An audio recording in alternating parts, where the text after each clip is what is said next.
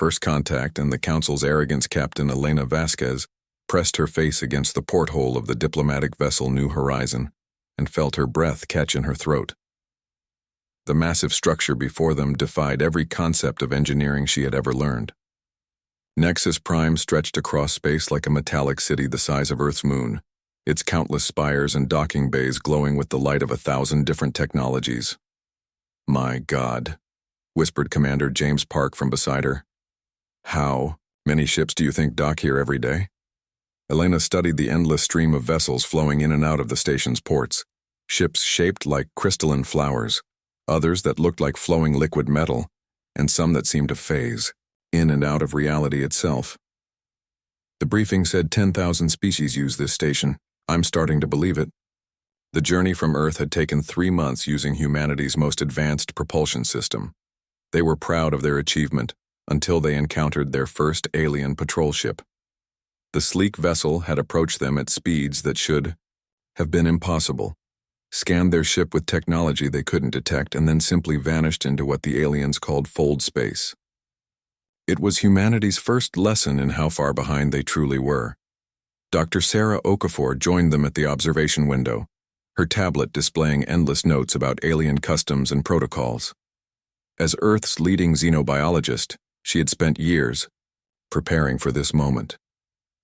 "Remember, Elena, we're not just representing Earth today. We're representing the entire human species. Every word we speak will determine how they see us for generations to come." Elena nodded, though a knot of nervousness twisted in her stomach. The weight of 7 billion people rested on her shoulders. Humanity had detected the first alien signals 5 years ago, and it had taken this long to decipher enough of their language to request this meeting. The message had been simple: "We seek friendship and knowledge among the stars." The reply had been even simpler: "Come to Nexus Prime. Present yourselves to the High Arbiters." Their ship shuddered slightly as massive docking clamps locked onto their hull. Through the station's transparent aluminum walls, Elena could see beings that challenged every assumption about life in the universe. Some floated through the air on gossamer wings. Others skittered across surfaces with dozens of legs, and a few seemed to be made of pure energy contained within mechanical shells. The airlock hissed open, and Elena stepped onto the most diverse space station in the galaxy. The air tasted of ozone and exotic spices carrying scents from worlds she couldn't imagine. The gravity felt lighter than Earth's, making each step feel like a small bounce. Their guide was a being that introduced itself as Coordinator Vash. It stood nearly 8 feet tall on 4 legs, with skin that shifted between blue and purple patterns. Its 3 eyes tracked independently, giving Elena the unsettling feeling that it was watching everything at once. "Welcome to Nexus Prime, humans," Vash said, through a translation device that hung around its elongated neck. "You are the 847th species to request audience with the High Arbiters. Follow the designated path. Do not deviate. Do not touch anything marked with red symbols." As they walked through corridors that seemed to stretch forever, Elena noticed something troubling. Other species they encountered showed clear deference to certain aliens while ignoring others completely. A group of small furry creatures literally pressed themselves against the walls when a towering crystalline being passed by. The social hierarchy was obvious and rigid. "How long have the High Arbiters been in power?" Elena asked Vash. "The Great Federation has maintained galactic order for 12,000 of your Earth years," Vash replied without looking back. "The High Arbiters represent the oldest and most advanced civilizations. They determine the worthiness of new species." Commander Park raised an eyebrow at Elena. Worthiness was not a word that sat well with any human who had studied their own history of fighting against those who claimed the right to judge others. The Chamber of Judgment was a vast spherical room, with seating arranged in concentric circles rising toward a domed ceiling, painted with star maps from across the galaxy. Thousands of aliens filled the seats, representing species from every corner of known space. At the center of the sphere sat 5 massive thrones, each occupied by a being that radiated authority and age. The central throne held High Arbiter Zethkalar, a creature that looked like a cross between a dragon and a mantis, its scales shifting between silver and gold. To its right sat Empress Veltar, whose crystalline body contained swirling galaxies of light. The other 3 arbiters were equally impressive and equally ancient. Elena and her team were led to a small platform at the bottom of the sphere. Looking up, she felt like an insect being examined by giants. The weight of thousands of alien eyes pressed down on her, but she kept her spine straight and her chin raised. High Arbiter Zethkalar spoke in a voice that seemed to come from everywhere at once. So these are the humans, the newest species to crawl out of their system and beg for recognition. The translation hit Elena like a physical blow. Beg? They had come seeking friendship, not begging for scraps. We come in peace, Elena said, her voice carrying clearly through the chamber's acoustics.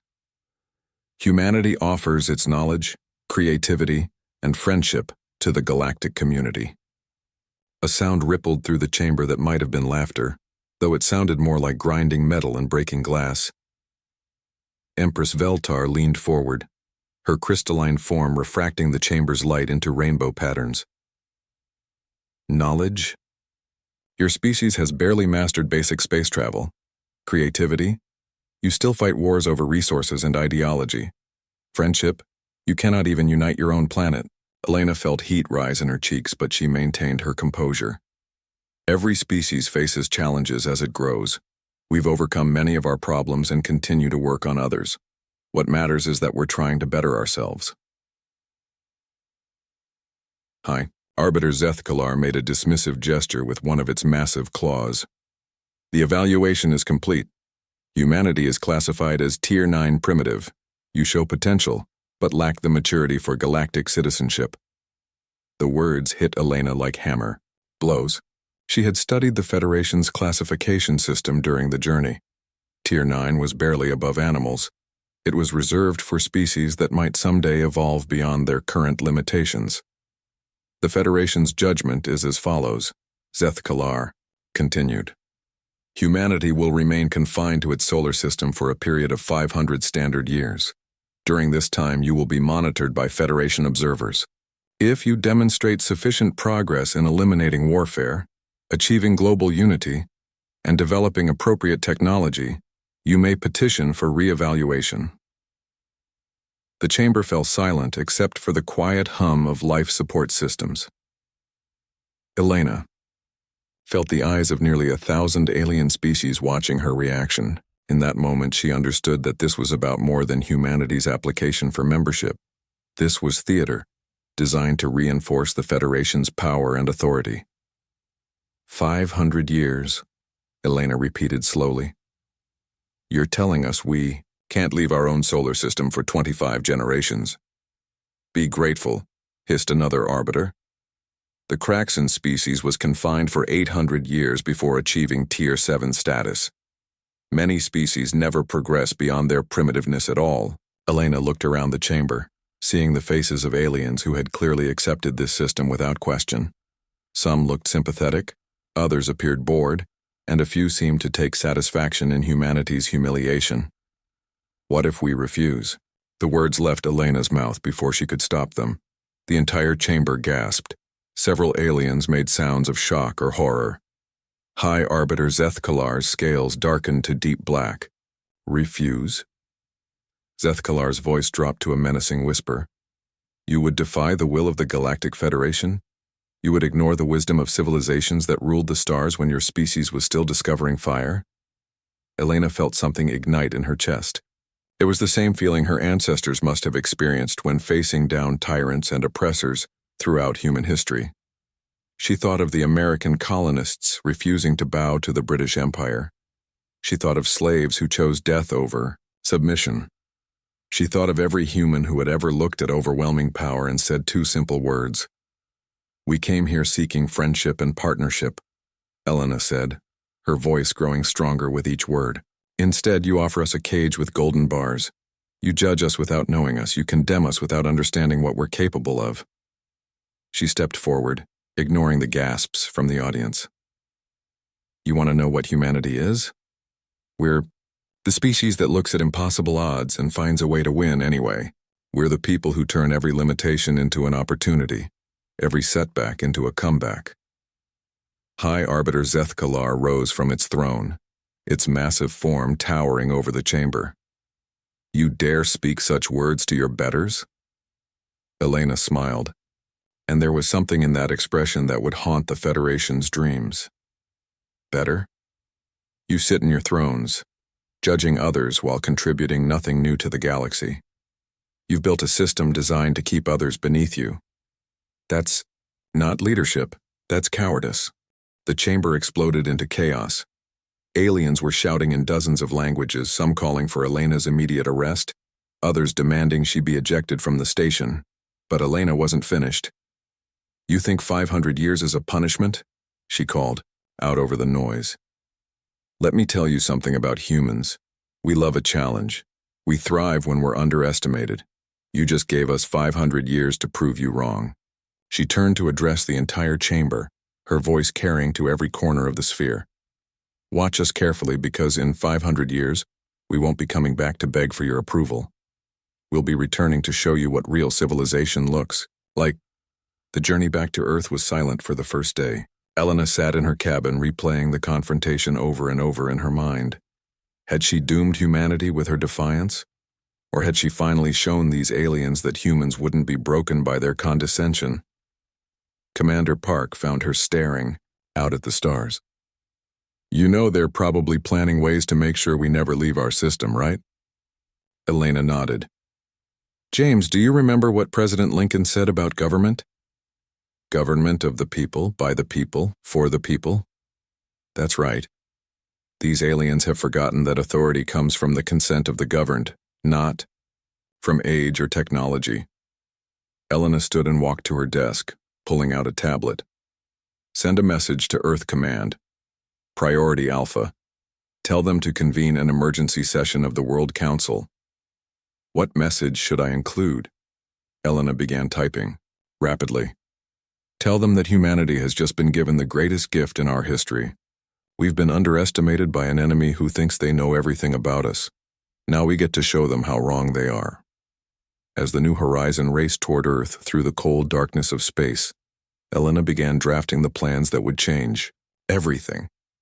She called it Project Defiance, and it would prove that humanity's greatest strength had always been their refusal to accept that anything was impossible. The Galactic Federation had made a mistake that would echo through history. They had insulted a species that considered being told you can't as an invitation to prove otherwise. In their arrogance, they had awakened something in humanity that had been sleeping since the species first looked up at the stars and decided to reach for them. The fire had been lit. Now it would spread across Earth and beyond, until the entire galaxy burned with the light of human determination. Unity forged in fury. The emergency session of the World Council convened just 18 hours after the New Horizon entered Earth's orbit.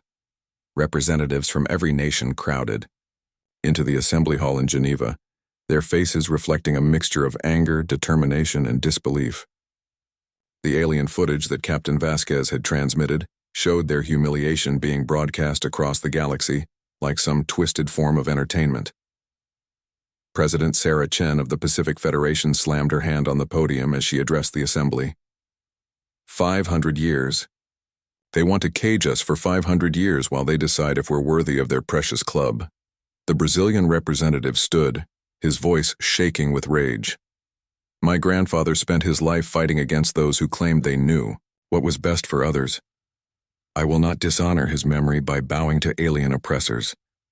Similar sentiments echoed from every corner of the hall. The Russian delegate spoke of their ancestors who had survived Napoleon and Hitler.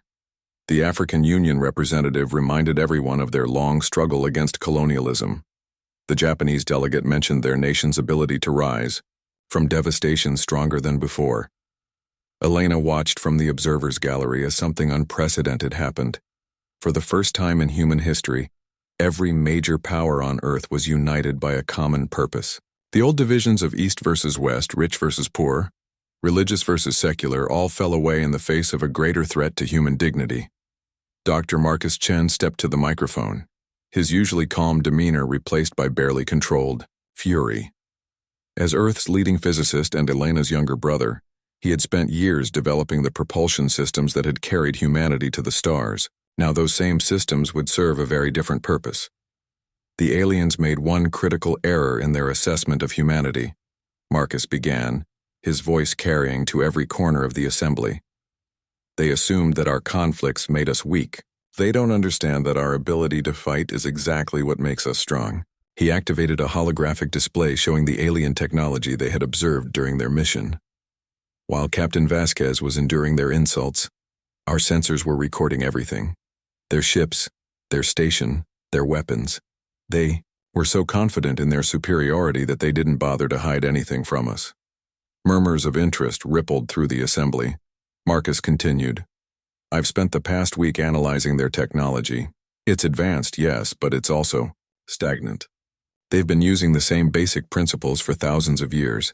They've become comfortable, predictable." The Secretary General of the United Nations, Maria Santos, leaned forward in her chair. "What are you suggesting, Dr. Chen?" Marcus smiled, and it was the same expression his sister had worn when facing down the high arbiters. "I'm suggesting we give them exactly what they asked for. They want to see what humans do when we're threatened. Let's show them." The session continued for 12 hours with delegates from every nation contributing ideas, resources, and personnel to what would become the most ambitious project in human history. They called it Project Defiance, and its scope was breathtaking. In the months that followed, the face of Earth transformed. Factories that had been building consumer goods were retooled to manufacture spacecraft components. Universities that had competed for funding began sharing research freely. Military installations that had been symbols of national power became training centers for a united human fleet. The most significant breakthrough came from an unexpected source. Anna Kowalski was a 19-year-old computer science student from Warsaw who had grown up fascinated by alien signals. While the world's greatest minds worked on reverse engineering alien technology, Anna focused on something simpler: their communications. She worked out of her cramped dorm room, surrounded by equipment that her professors had declared obsolete. While others tried to decode alien languages, Anna looked for patterns in how they transmitted information. After 6 months of 18-hour days, she made a discovery that changed everything. They're using quantum entanglement for instant communication. "Across the galaxy," she explained to Dr. Chen during an emergency video conference. "But quantum entanglement works both ways. If I can tap into one of their communication nodes, I can access their entire network." The implications were staggering. The Federation's greatest advantage was their coordination across vast distances. If humanity could listen to their communications, they would know about every Federation ship movement, every strategic decision, every classified discussion. Anna's breakthrough led to the creation of the Silent Network, a top-secret communication system that allowed human resistance cells to coordinate across the solar system without detection. More importantly, it gave them access to Federation intelligence that revealed shocking truths about their supposed betters. Captain Rosa Torres commanded the first stealth ship to leave Earth's orbit since the Federation's ultimatum. The Shadow Runner was built using a combination of human ingenuity and reverse-engineered alien technology, designed to be invisible to Federation sensors. Her mission was simple: gather intelligence on Federation military capabilities and find potential allies among the alien species. What she discovered in the Outer Rim systems changed everything. The Federation wasn't the benevolent organization it claimed to be. In the past 1,000 years, they had systematically destroyed 23 species that had shown too much independence or technological innovation. The destroyed civilizations had all shared one trait: they had refused to accept the Federation's authority without question. "They're not peacekeepers," Torres reported during a coded transmission to Earth. "They're exterminators. They eliminate any species that might challenge their control." The intelligence gathered by Torres and her team revealed the Federation's greatest weakness: fear. Despite their advanced technology and vast numbers, they were terrified of losing control. They had built their entire civilization on the assumption that they were superior to all other species. The idea that primitives like humans might pose a threat was so alien to them that they literally couldn't comprehend it. This fear had made them predictable. Their battle tactics hadn't evolved in centuries because they had never faced an opponent that forced them to adapt. Their command structure was rigid and hierarchical, making it vulnerable to disruption. Most importantly, their communication networks were designed for coordination, not security, because they had never imagined that anyone would dare to spy on them. Dr. Chen stood in the command center of Luna Base, humanity's first permanent settlement beyond Earth, watching the final preparations for Phase 1 of Project Defiance. Around him, the greatest minds from every nation worked side by side, their previous rivalries forgotten in the face of a common enemy. "Status report," he called out to the various teams. "Stealth fleet is ready," reported Admiral Jackson, a veteran of 3 different Earth navies who now commanded humanity's secret space force. 50 ships, all equipped with Federation invisible hulls and quantum torpedoes. "Communication network is operational," Anna announced from her workstation. "We have full access to Federation channels across 17 sectors. They still don't know we're listening. Ground forces are prepared," added General Petrov, whose Russian accent had become familiar to resistance fighters on 6 different worlds. "Teams are in position on Federation monitoring stations throughout the outer system." Dr. Chen nodded, feeling the weight of history pressing down on him. In just a few hours, humanity would take its first step into a larger conflict. They were about to prove that the Federation had made a fatal error in underestimating the species that had invented nuclear weapons, space travel, and the internet all within a single century. "Initiate Operation Prometheus," he ordered. Across the solar system, human ships that had been hiding in the shadows of asteroids and moons suddenly came to life. Federation monitoring stations that had been watching Earth for signs of aggression found themselves under attack by forces that shouldn't have existed. Quantum torpedoes, weapons that humanity had developed by studying Federation energy signatures, tore through alien defenses like they were made of paper. The Federation's response was immediate and predictable. High Arbiter Zethkalar himself led a task force to the Sol system, confident that a show of overwhelming force would crush this primitive rebellion before it could spread. He found something that challenged every assumption the Federation had made about humanity. The monitoring stations were gone, destroyed so completely that not even debris remained. The human ships responsible for the attacks had vanished as if they had never existed. Most disturbing of all, there was no trace of panic or chaos in human communications. Instead, Earth's transmissions showed a species that was calm, organized, and utterly confident in their ability to fight a war against impossible odds. "Impossible," Zethkalar hissed as he reviewed the reports from his intelligence officers. "These primitives don't have the technology for stealth vessels or quantum weapons." His chief analyst, a crystalline being named Velnash, presented the evidence with trembling appendages. "High Arbiter, they appear to have reverse-engineered our technology and improved upon it. Their weapons are more efficient than ours. Their ships are faster, and their tactics are completely unpredictable." Zethkalar's scales darkened with rage. "Then we will show them the true power of the Federation, deploy the Third Fleet, crush their homeworld, and scatter the survivors across the galaxy as an example to others." What the High Arbiter didn't know was that Anna Kowalski was listening to every word of his planning session from her computer terminal on Luna Base. As soon as the Federation fleet jumped to hyperspace, she activated the silent network and began coordinating humanity's response. The message that went out across the solar system was simple. "They're coming. Show them what humans do when someone threatens our home." Captain Elena Vasquez stood on the bridge of the Defiance, humanity's first Dreadnought-class warship, and watched the Federation fleet drop out of hyperspace at the edge of the solar system. 200 alien vessels, each one larger and more heavily armed than anything humanity had ever built. By every rational calculation, the human fleet should surrender immediately. Instead, Elena smiled as she opened communications to the entire human fleet. "This is Captain Vasquez to all vessels. Today, the galaxy learns what happens when someone underestimates the species that turned wolves into pets, split the atom, and put footprints on the moon. Around Earth, human ships that had been hidden throughout the system suddenly revealed themselves. Not the handful of vessels the Federation expected, but hundreds of ships built in secret over the past 2 years.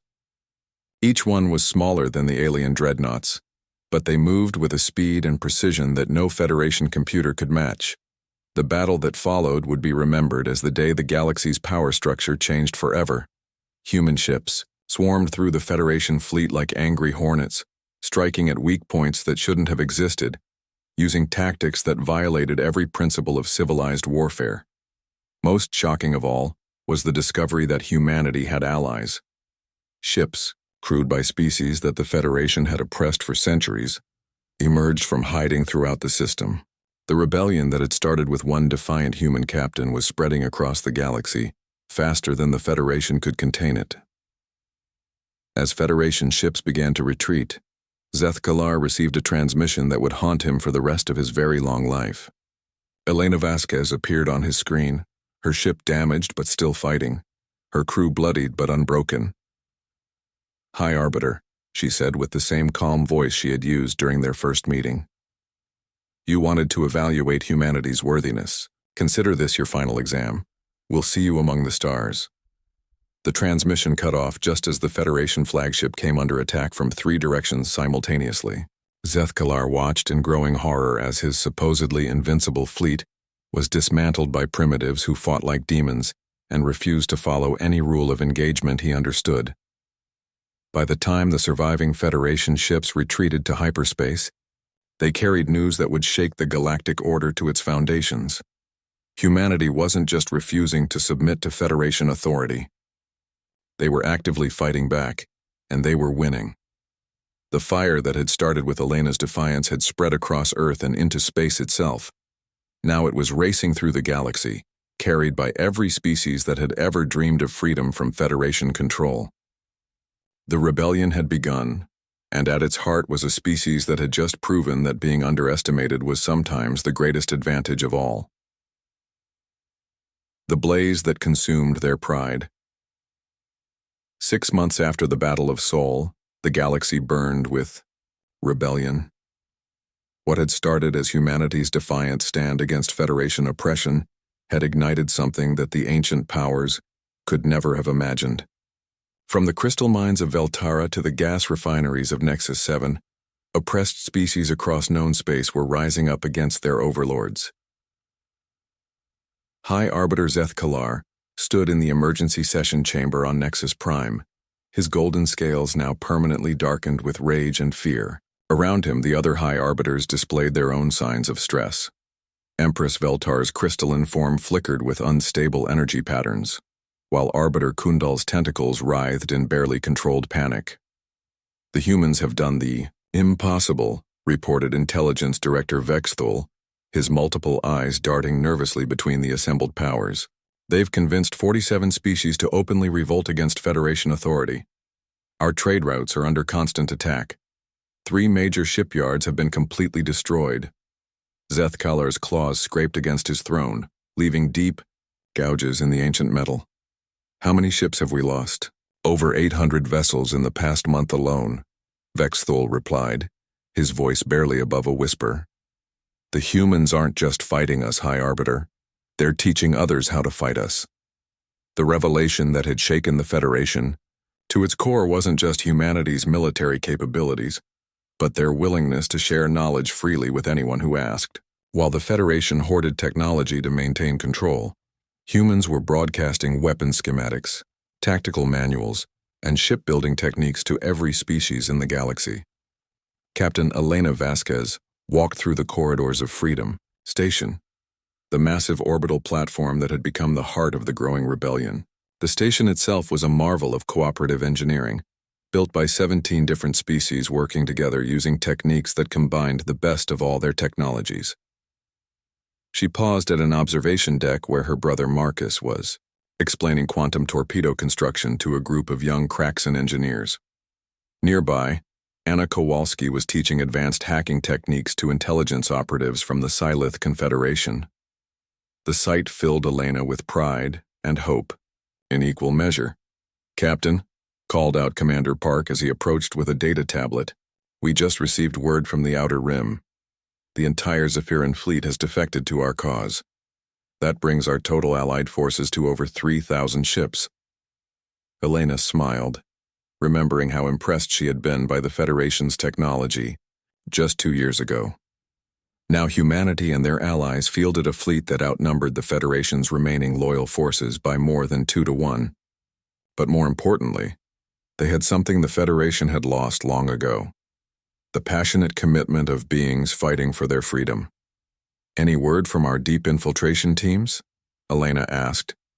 Park's expression grew serious.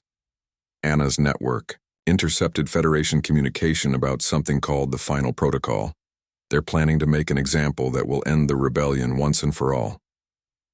Elena felt a chill run down her spine.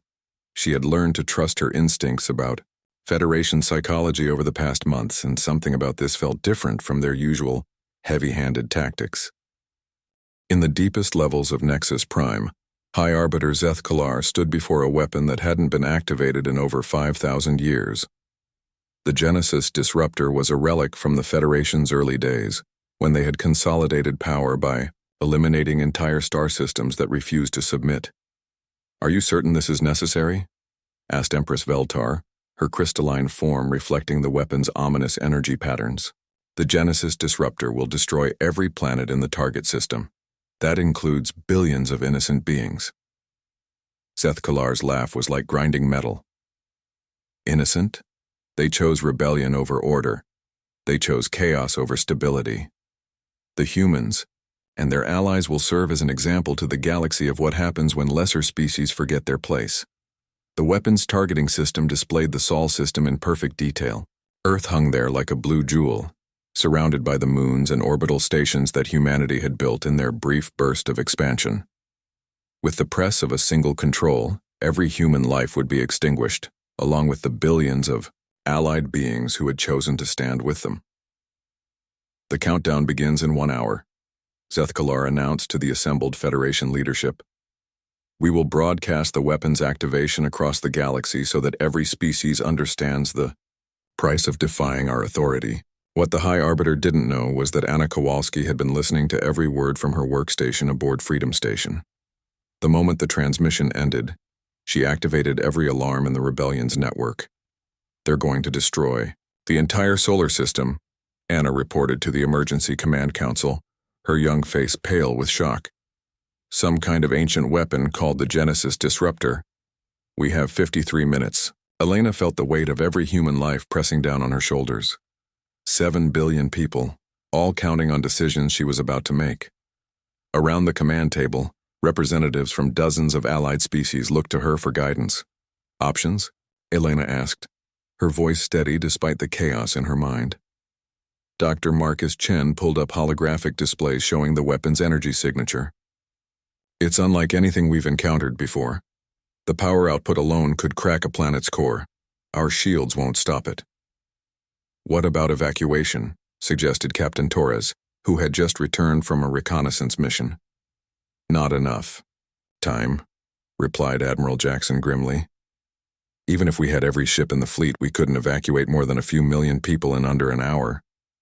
Elena stared at the tactical display, her mind racing through possibilities that all seemed to end in disaster. Then she noticed something that made her heart race with a different kind of excitement. "Anna," she called out, "you said they're broadcasting the weapon's activation across the galaxy?" "Yes, they want every species to watch Earth die as an example." Elena's smile was predatory. "Then every species will also see what happens when someone threatens humanity's home." "Marcus, how long would it take to modify our quantum torpedoes for a hyperspace jump?" Marcus looked confused for a moment. Then his eyes widened with understanding. "You want to attack Nexus Prime directly? Elena, that's suicide. They have the entire Federation home fleet protecting it." "Not anymore," Elena replied, gesturing to the intelligence reports scattered across the table. "They've pulled ships from everywhere to make sure no one interferes with their demonstration. Nexus Prime has never been more vulnerable." The plan that Elena outlined was audacious beyond belief. While the Federation prepared to murder billions to preserve their power, the human fleet would jump directly into the heart of their territory. Not to destroy Nexus Prime, but to capture it intact and broadcast humanity's own message to the galaxy. "You're talking about the most defended space station in galactic history," protested General Petrov.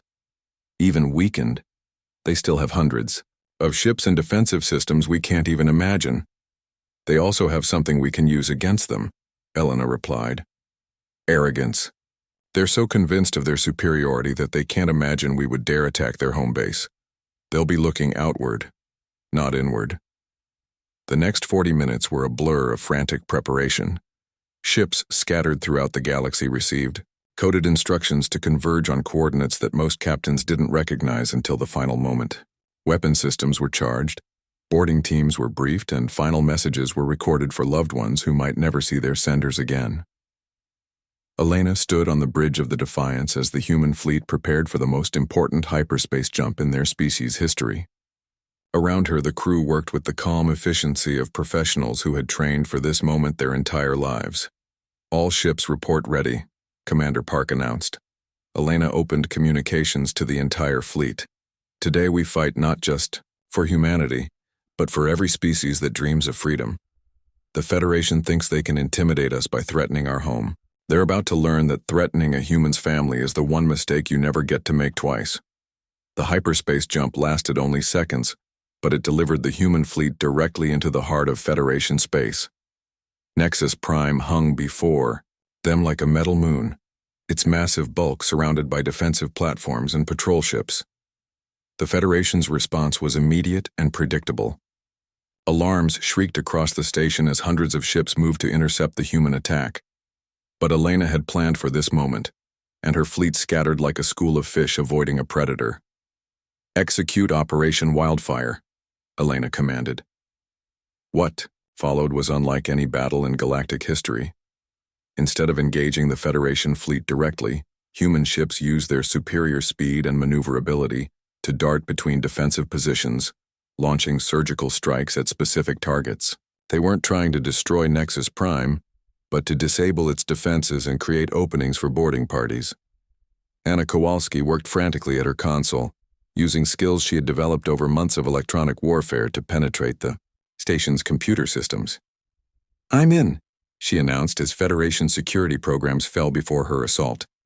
Disabling artificial gravity in sections 7 through 12, emergency bulkheads are sealing automatically. The boarding assault was led by Captain Torres and her elite Marines, veterans of dozens of operations behind enemy lines. They fought their way through corridors designed for beings 3 times their size, using tactics that the Federation had never encountered. Instead of trying to hold territory, they moved like ghosts through the station, always one step ahead of the security forces trying to catch them. Their objective was the Genesis Disruptor itself, the ancient weapon that threatened to destroy Earth and everyone on it. Torres and her team fought through wave after wave of Federation defenders, their advanced human equipment giving them just enough edge to survive against overwhelming odds. "Timer shows 8 minutes to firing," Torres reported through her communicator as her team reached the weapon chamber. "But I can't figure out how to shut it down. This technology is beyond anything we've studied."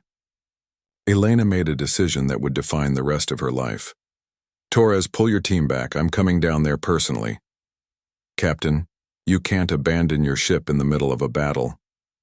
"I'm not abandoning anything," Elena replied as she headed for the shuttle bay. "I'm going to finish what we started 2 years ago." The shuttle flight through the battle zone around Nexus Prime was a nightmare of laser fire and explosion debris. Elena's pilot, a young woman who had learned to fly in Earth's atmosphere before humanity ever dreamed of alien contact, threaded the needle between Federation ships with skill that bordered on the impossible. Elena reached the Genesis Disruptor chamber with 3 minutes left on the countdown timer. The weapon itself was a thing of terrible beauty, its crystalline core pulsing with energy that could unmake worlds. Around it, Federation technicians worked frantically to complete the firing sequence. High Arbiter Zeth Kalar stood at the weapon's control console, his golden scales reflecting the device's murderous light. When he saw Elena enter the chamber, his expression shifted from surprise to savage satisfaction. "The primitive comes to beg for her world's life," he hissed, gesturing for his guards to lower their weapons. "How fitting that you should witness the price of defying your betters." Elena walked calmly toward the control console, ignoring the dozen Federation soldiers who had their weapons trained on her. "Actually, I came to give you one last chance to surrender." Zethkalar's laughter echoed through the chamber. Surrender? You foolish creature. In 90 seconds, your homeworld will be nothing but cosmic dust. Your rebellion dies with your species. That's where you're wrong, Elena replied, pulling out a small device that none of the Federation guards recognized. You see, while you were so busy planning genocide, we were planning something much more creative. The device in Elena's hand was Anna's masterpiece, a quantum virus that she had spent months perfecting. When Elena activated it, the virus spread through Nexus Prime's computer networks faster than any Federation security system could react. Throughout the massive station, systems began shutting down in carefully orchestrated sequence. Life support remained online, but weapons, shields, and propulsion systems went dark. Most importantly, the Genesis Disruptor's firing sequence was interrupted and reversed, its deadly energy safely dispersed into space. Impossible, Zethkalar snarled, frantically working at his controls as they refused to respond. This technology is beyond your capabilities. Elena smiled with the same confidence she had shown during their first meeting. You keep saying that word. I don't think it means what you think it means. The chamber's main screen activated, showing a view of space around Nexus Prime. The Federation fleet was retreating in disorder, their ships disabled by the same virus that had conquered the station. But more impressive was what was arriving. Ships from every corner of the galaxy representing hundreds of species that had chosen freedom over oppression. By the ancient laws of warfare, Elena announced, her voice carrying to every corner of the chamber, I claim Nexus Prime in the name of the Free Worlds Alliance. Your reign of terror is over. Zethkalar stared at the screen in growing horror as he realized the scope of his defeat. Not only had the humans captured the Federation's greatest stronghold, but they had done it while the entire galaxy watched. Every species that had been oppressed for millennia could see that their former masters were not invincible. You've doomed the galaxy to chaos, Zethkalar whispered, his voice broken with despair. Without the Federation's guidance, these lesser species will destroy themselves in endless wars. Elena's expression softened slightly. Maybe some will make mistakes. Maybe some will fail, but they'll do it as free beings making their own choices, not as slaves following orders from self-appointed masters. She gestured to the screens showing ships from across the galaxy converging on Nexus Prime. Look around you, Zethkalar. Do you see chaos? I see cooperation. I see species working together because they choose to, not because they're forced to. The formal surrender ceremony took place in the same chamber where Elena had first been insulted by the Federation's arrogance. Representatives from over 200 species gathered to witness the signing of the Freedom Accords, the document that would establish the Free Worlds Alliance as the galaxy's new governing body. High Arbiter Zethkalar, now simply Citizen Zethkalar, stood before the assembly in simple robes rather than his elaborate ceremonial armor. The other former High Arbiters stood beside him, their expressions showing a mixture of defeat and confusion, as they tried to understand how their perfect order had crumbled so completely. The Federation formally dissolves its claim to Galactic's authority, Zethkalar read from the prepared statement. We surrender all military assets and territorial claims to the Free Worlds Alliance. Elena stepped forward to accept the surrender, but her words were not of conquest or revenge.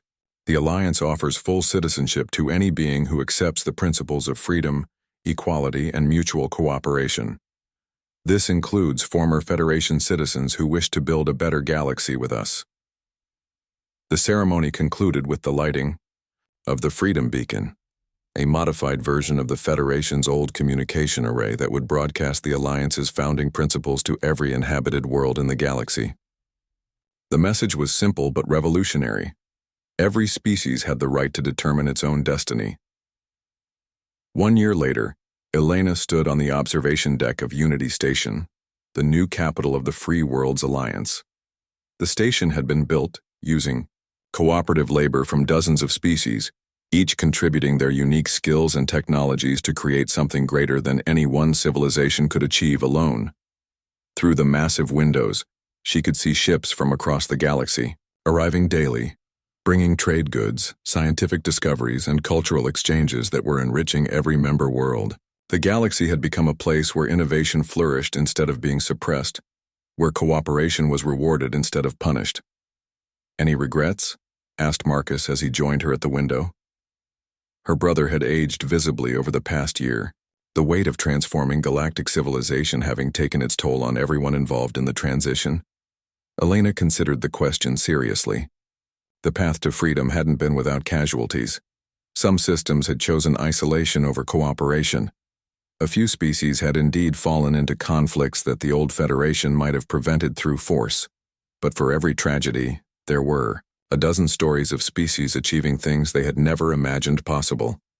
"Do you remember what you told me about the Federation's technology being stagnant?" Elena asked. Marcus nodded. They'd been using the same principles for thousands of years. "In the past year alone, our alliance has developed more new technologies than the Federation created in the past century. When you free intelligent beings to think and create and dream, amazing things happen." She pointed to a construction project, visible in the distance, where human engineers were working with Kraxon builders and Psilith energy specialists to create the galaxy's first interdimensional research facility. "That's what we fought for, Marcus. Not just the right to be free, but the right to be everything we can become." As the artificial sunset painted the station's hull in shades of gold and crimson, Elena reflected on the journey that had brought them to this moment. It had started with an insult from beings who thought they knew everything about lesser species. It had led to a war that no rational analysis suggested humanity could win. But humans had never been particularly interested in rational limitations. When someone told them they couldn't do something, they took it as a challenge to prove otherwise. When faced with impossible odds, they found ways to change the game entirely. The Galactic Federation had ruled through fear and intimidation for 10,000 years. They had crushed dozens of species that dared to challenge their authority. They had been confident that one more primitive rebellion could be easily contained. They had been wrong about everything, except one crucial fact. Humans were indeed primitive, enough to believe that freedom was worth any price, that dignity was more important than safety, and that being told you can't was just another way of saying, try harder. The fire that had started with Elena's defiance in the Federation Assembly had consumed an empire that seemed eternal. In its place had risen something new and unprecedented, a galactic civilization based on cooperation rather than domination, innovation rather than stagnation, and hope rather than fear.